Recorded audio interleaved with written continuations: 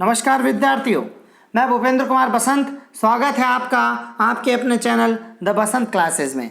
आज हम चर्चा करेंगे 3 मई 2020 के करंट अफेयर्स के इम्पोर्टेंट क्वेश्चंस के ऊपर। और अगर आपको इस करंट अफेयर्स के क्वेश्चनों की पीडीएफ चाहिए तो आप हमारे टेलीग्राम चैनल को सब्सक्राइब करके वहां से प्राप्त कर सकते हैं। टेलीग्राम चैनल का लिंक मैंने डिस्क्रिप्शन बॉक्स में दे रखा है। और अगर आप इस चैनल पर नए हैं तो चैनल को सब्सक्राइब करें और बेल आइकन को प्रेस करें ताकि आपको सारी अपडेट्स मिलती रहे। और अगर आपको वीडियो पूरा देखे पसंद आए तो शेयर ज़रूर करना और लाइक भी करना। चलिए, पहला प्रश्न रहेगा आपके कि हाल ही में किसने एमएसएमई मंत्रालय के सचिव का कार्यभार संभाला है। इसका उत्तर रहेगा आपके अरविंद कुमार शर्मा। अरविंद कुमार शर्मा ने MSME micro small and medium enterprises यानी कि सूक्ष्म लघु उद्योग मध्यम उद्यम का सचिव का कार्यभार संभाला है। अगर बात करें एमएसएमई की तो एमएसएमई को सूक्ष्म लघु मध्यम उद्यम भी कहते हैं और इसकी स्थापना 2007 में हुई थी।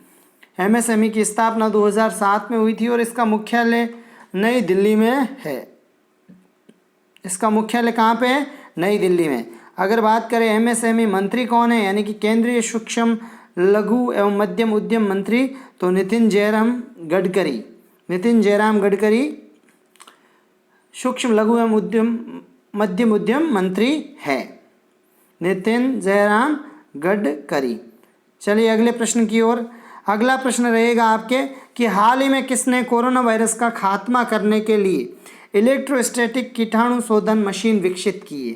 हाल ही में किसने इलेक्ट्रोस्टैटिक कीटाणु मशीन विकसित की है कोरोना वायरस का खात्मा करने के लिए।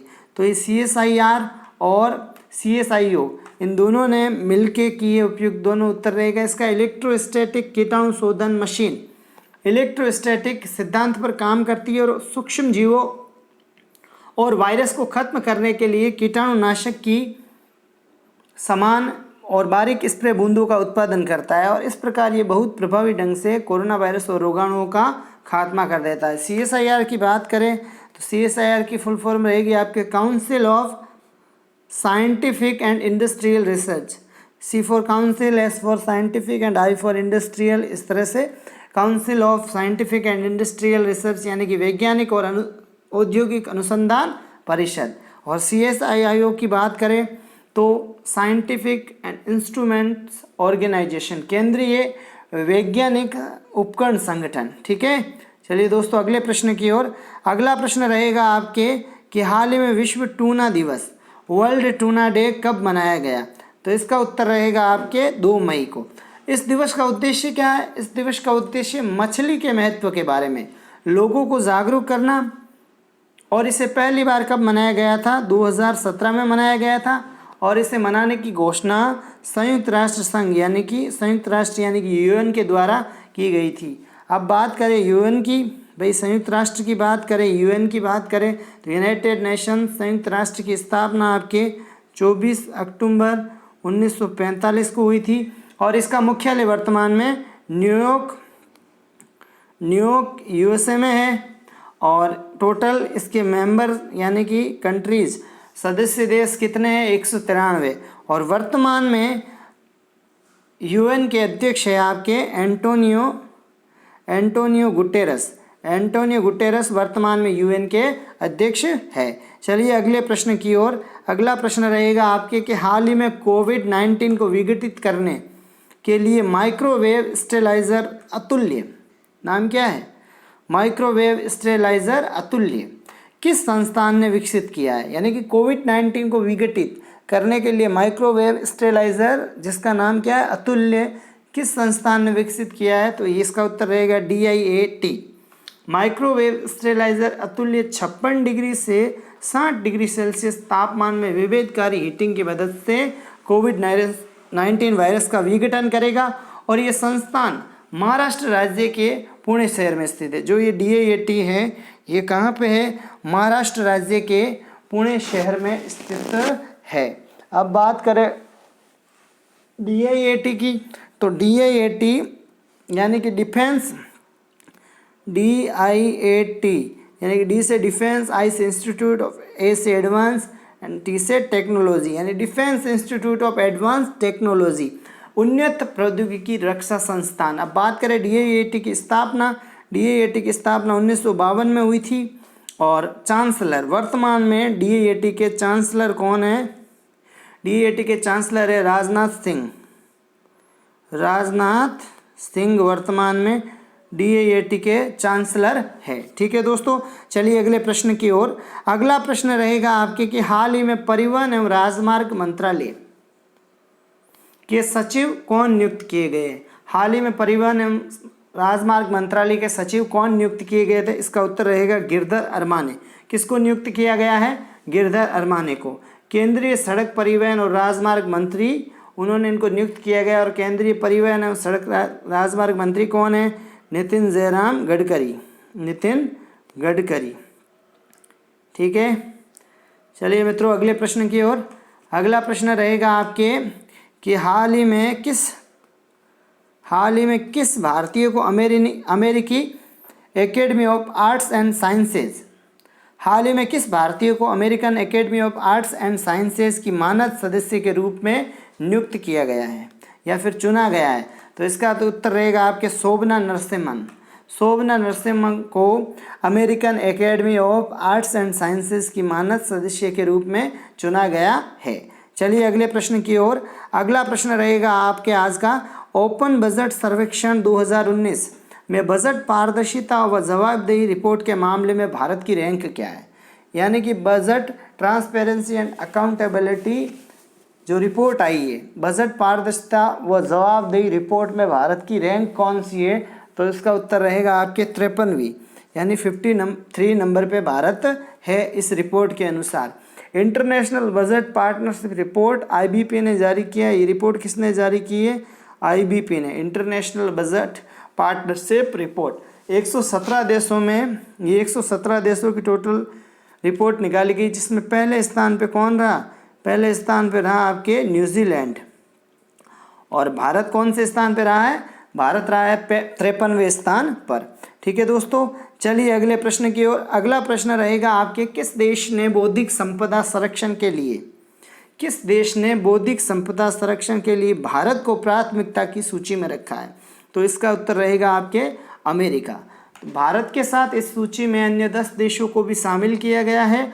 और इस सूची में शामिल अन्य देश अर्जेंटीना, अल्जीरिया, चिली, रूस, इंडोनेशिया, सऊदी अरब, वेनेजुएला और यूक्रेन है। अब बात करें अमेरिका की, तो अमेरिका की राजधानी USA यानी कि यूनाइटेड स्टेट्स ऑफ अमेरिका की राजधानी कौन सी है? Washington DC। वाशिंगटन DC इसकी राजधानी है। और इसकी करेंसी अमेरिकी डॉलर इसकी करेंसी है। और वर्तमान में अमेरिका के राष्ट्रपति कौन है? डोनाल्ड ट्रंप वर्तमान में अमेरिका के राष्ट्रपति है। चलिए अगले प्रश्न की ओर। अगला प्रश्न रहेगा आपके कि कौन सी खिलाड़ी फेड कप हार्ट अवार्ड के लिए नामांकित होने वाली पहली भारतीय बनी है? कौन सी खिलाड़ी फेड कप हार्ट अवार्ड के लिए नामांकित होने वाली पहली भारतीय बनी है? तो इसका उत्तर रहेगा आपके सानिया मिर्ज़ा। सानिया मिर्ज़ा एक टेनिस प्लेयर है और वो फेड कप हार्ट अवार्ड के लिए नामांकित होने वाली पहली भारतीय बनी है। चलिए तो मित्रों अगले प्रश्न की ओर कि हाल ही में रंग भेद के खिलाफ संघर्ष करने वाले कार्यकर्ता डेनिस गोल्डबर्ग का निधन हुआ और वह किस देश के थे? हाल ही में रंग भेद के लिए खिलाफ संघर्ष करने वाले कार्यकर्ता डेनिस गोल्डबर्ग का निधन हुआ है, वह किस देश के थे? तो इसका उत्तर रहेगा दक्षिण अफ्रीका। दक्षिण अफ्रीका की बात करें तो दक्षिण अफ्रीका की राजधानी प्रिटोरिया कार्यपालिका, ब्लॉमफॉन्टेन न्यायिक और केप टाउन विदाई यानी अलग अलग राजधानियाँ बनी हुई दक्षिण अफ्रीका की। तो अगर बात करें दक्षिण अफ्रीका की राजधानी की जिसमें प्रिटोरिया है, तो ये कार्यपालिका कौन सी? कार्यपालिका की राजधानी है प्रिटोरिया कार्यपालिका राजधानी, ब्लॉमफॉन्टेन ये न्यायिक राजधानी और विधायी राजधानी है इनके केप टाउन। ठीक है दोस्तों, अब बात करें राष्ट्रपति की, तो दक्षिण अफ्रीका के वर्तमान में राष्ट्रपति है सिरिल रामाफोसा। Cyril Ramaphosa. वर्तमान में राष्ट्रपति है सिरिल रामाफोसा। चलिए अगले प्रश्न की ओर। अगला प्रश्न रहेगा आपके, हाल ही में अंतर्राष्ट्रीय श्रमिक दिवस या फिर अंतर्राष्ट्रीय मजदूर दिवस कब मनाया गया? इंटरनेशनल लेबर डे कब मनाया गया मित्रों? तो 1 मई को मनाया गया ये दिवस। इस दिवस को मनाने का उद्देश्य दुनिया भर में मजदूरों के योगदान को सम्मानित करने के लिए हर वर्ष 1 मई को ये दिवस अंतर्राष्ट्रीय श्रमिक दिवस मनाया जाता है। ठीक है, चलिए अगले प्रश्न की ओर। अगला प्रश्न रहेगा आपके कि हाल ही में किस राज्य ने काले चावल को जीआई टैग दिया है? हाल ही में किस राज्य ने काले चावल को जीआई टैग दिया है? तो इसका उत्तर रहेगा आपके मणिपुर। मणिपुर राज्य के काले चावलों को जीआई टैग दिया गया है। अब बात करते हैं कि मणिपुर के काले चावल के साथ अन्य 2 स्थानों की प्रमुख वस्तुओं को भी जीआई टैग दिया गया है। ठीक है, जीआई टैग क्या होता है इसकी बात भी करेंगे। ठीक है, बने रहिए आप। अब बात करें जीआई टैग किसको, अलग अलग 2 चीज़ों को और दिया गया है उसमें। गोरखपुर का टेराकोटा, गोरखपुर का टेराकोटा और कोविलपट्टी की कदलाई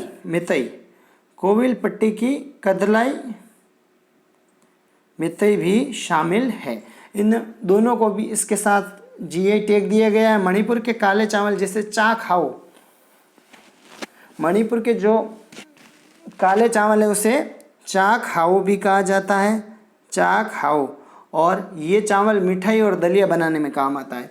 और गोरखपुर के टेराकोटा यानी दोमट मिट्टी से बने हाथी, घोड़े जैसे जानवरों के आकृति या सजावट की चीज़ें बनाई जाती है टेराकोटा से, तो उनको भी जीआई टैग मिला। और कोविलपट्टी की कदलाई मितई एक मूंगफली की कैंडी है जिसे कदलाई मितई कहते हैं, यानी कि कोविलपट्टी की कदलाई मितई को भी जीआई टैग दिया। टोटल कितने हो गए? 3।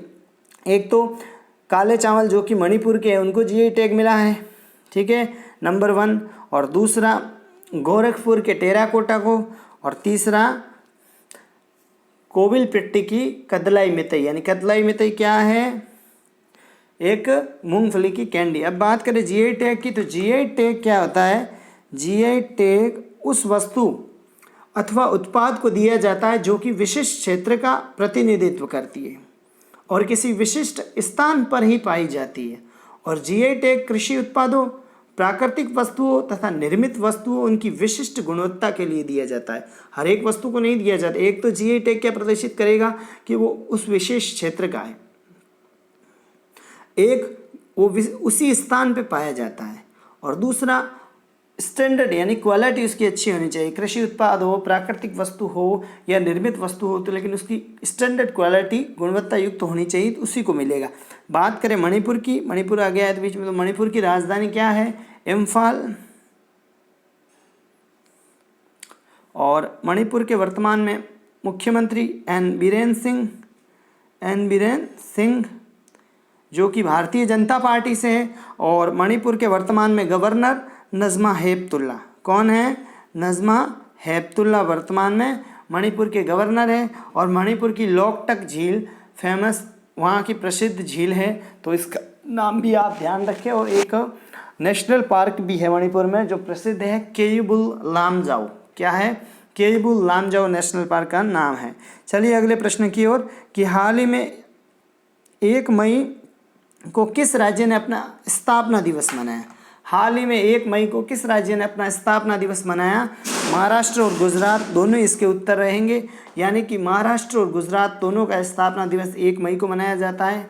1 मई 1960 को 2 राज्य महाराष्ट्र और गुजरात की स्थापना हुई थी, और इसलिए ये 2 राज्य अपना स्थापना दिवस मनाते हैं। कब हुई थी? 1 मई 1960 को इन दोनों राज्यों की स्थापना हुई थी, इसीलिए इसी दिन महाराष्ट्र और गुजरात अपना स्थापना दिवस मनाते। चलिए अगले प्रश्न की ओर। अगला प्रश्न रहेगा आपके, निक्केई एशिया पुरस्कार 2020 के लिए किसे चुना गया है? निक्केई एशिया पुरस्कार 2020 के लिए किसे चुना गया है? तो इसका उत्तर रहेगा आपके प्रोफेसर टी प्रदीप।